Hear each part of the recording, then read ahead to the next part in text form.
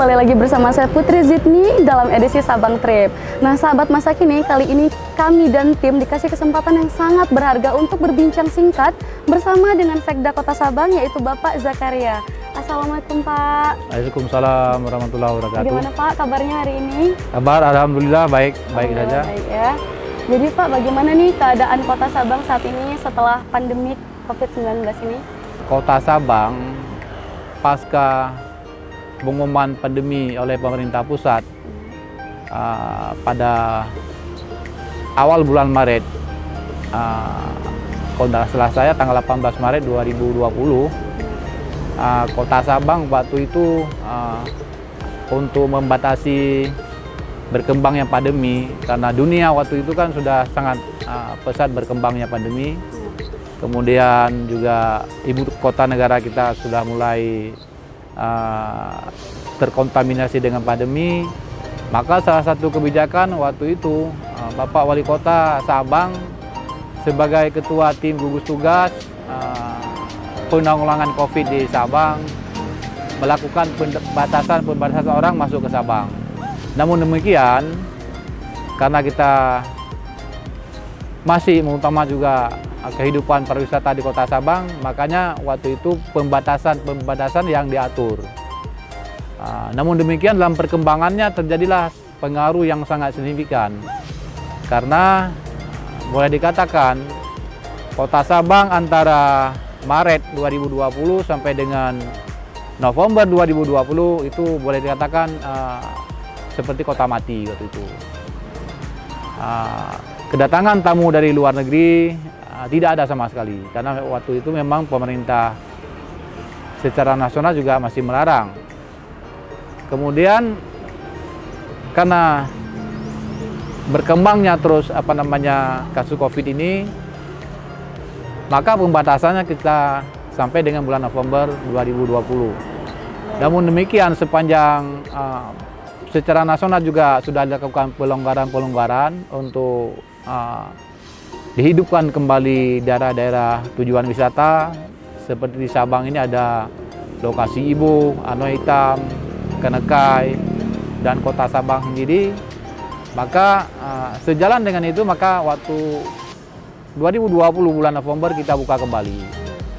Bapak, kita kan tahu nih Kota Sabang memiliki potensi wisata yang sangat luar biasa ya Pak, bahkan bersaing dengan Bali dan juga Lombok. Bahkan tidak hanya turis dari nasional, bahkan internasional juga datang ke sini. Apakah mengalami penurunan selama pandemik ini wisatawan untuk datang ke Sabang? Dari Maret sampai dengan November 2020, ya secara signifikan menurun. Karena apa? Kami lihat dari tingkat hunian hotel tidak mencapai 10% waktu itu.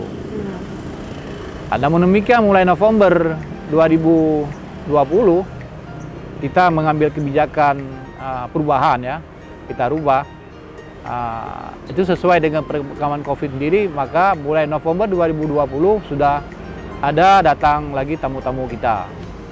Kira-kira Pak, berapa persen sih turis asing yang datang selama pandemik? Turis asing selama pandemi boleh dikatakan tidak ada sama sekali. Tidak ada sama sekali. Tidak ada sama sekali. Bahkan tidak 1% pun ya Pak? Iya, karena baru kita buka kembali setelah November 2020. Namun demikian sampai dari November 2020 sampai dengan Maret ini juga boleh dikatakan turis asing masih kurang. Tetapi syukur alhamdulillah ketika cuti tahun baru kemarin, kemudian juga cuti Imlek, banyak tamu-tamu kita dari domestik yang datang dari Medan, ada juga dari Jakarta yang datang berlibur kemari.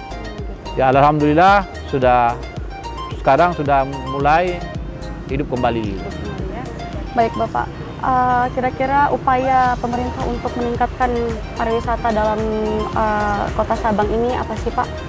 Kita tingkatkan pariwisata di Kota Sabang ini kan kita harapkan sesuai dengan kondisi sekarang kan masih dalam situasi pandemi.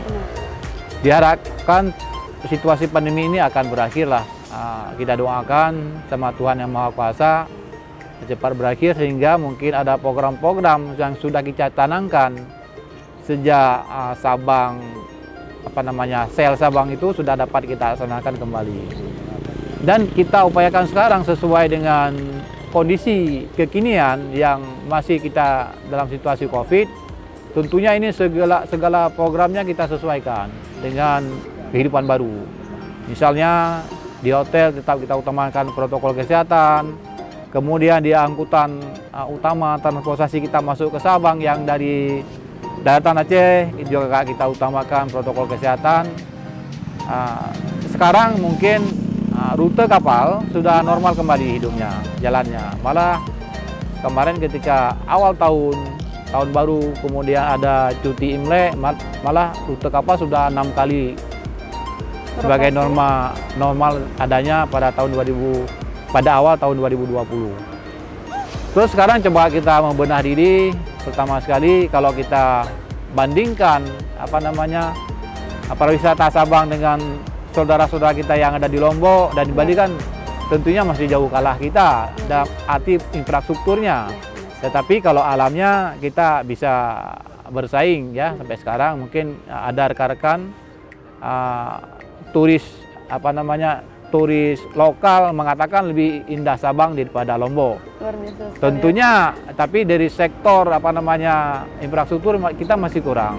Artinya begini, kita baru fokus daerah tujuan wisata di Sabang ini sekitar 2006 lah.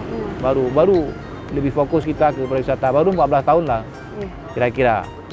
Makanya Bapak Wali Kota sekarang ini juga membuat spek-spek baru, kemudian juga membuat inovasi-inovasi baru dalam hal pengembangan wisata ke depan.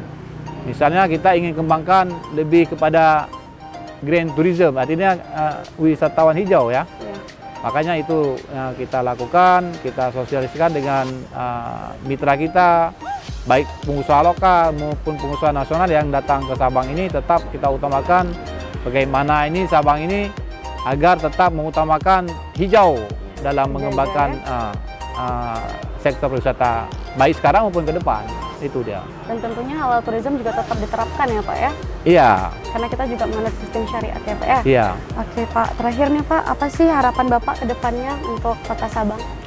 Harapan saya Kota Sabang ini menjadi salah satu kota, menjadi daerah tujuan utama di wilayah barat Indonesia. Tentunya kita kan juga mengangkat Banda Aceh itu sebagai pijakan pertama kan. Kalau penerbangan kita belum dapat kita laksanakan, tentunya Kota Banda Aceh akan menjadi pijakan pertama. Tetapi ke depan juga kita harapkan nanti penerbangan misalnya Medan, Sabang secara direct akan dapat kita laksanakan sebagaimana juga yang sudah berlalu seperti tahun 2017 dan sebagainya gitu. Baik. Terima kasih Bapak. Semoga apa yang ingin dicapai tercapai ya Pak ya, untuk meningkatkan pariwisata di Kota Sabang ya Pak. Terima kasih sekali Bapak untuk kesempatan yang sangat berharga ini. Saya dapat berbincang dengan Bapak, disuguhi dengan pemandangan yang sungguh sangat luar biasa ya. Nah sahabat masa kini jangan kemana-mana, nantikan keseruan kami selanjutnya. Saya Putri Zidni pamit undur diri. Assalamualaikum warahmatullahi wabarakatuh.